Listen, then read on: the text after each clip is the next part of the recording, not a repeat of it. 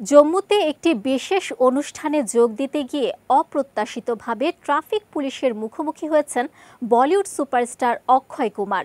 অনুষ্ঠানে পৌঁছানোর আগে তার ব্যবহৃত বিলাসবহুল এসইউভি গাড়ি স্থানীয় ট্রাফিক পুলিশ আটক করে।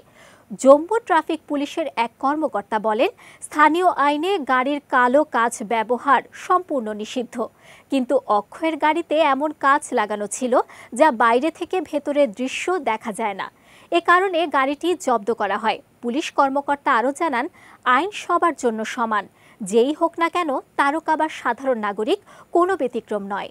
জানা গেছে, চণ্ডীগড় নিবন্ধিত গাড়িটি ডোগরা চকে ট্রাফিক পুলিশের সহকারী সাব ইন্সপেক্টর আটক করেন।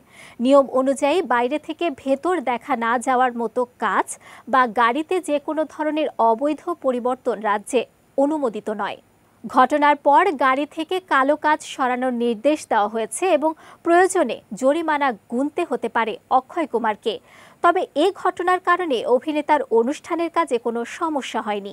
তিনি পুলিশের নির্দেশ মেনে দ্রুত প্রয়োজনীয় ব্যবস্থা নেয়ার আশ্বাস দিয়েছেন।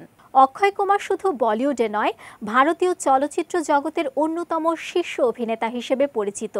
পেশাগত জীবনে কঠোর শৃঙ্খলার জন্য খ্যাত হলেও এবার তাকে মুখোমুখি হতে হলো স্থানীয় আইন প্রয়োগের কঠোর বাস্তবতায়। এই ঘটনা আবারও প্রমাণ করল, সেলিব্রিটি হলেও আইন ভাঙলে ছাড় নেই।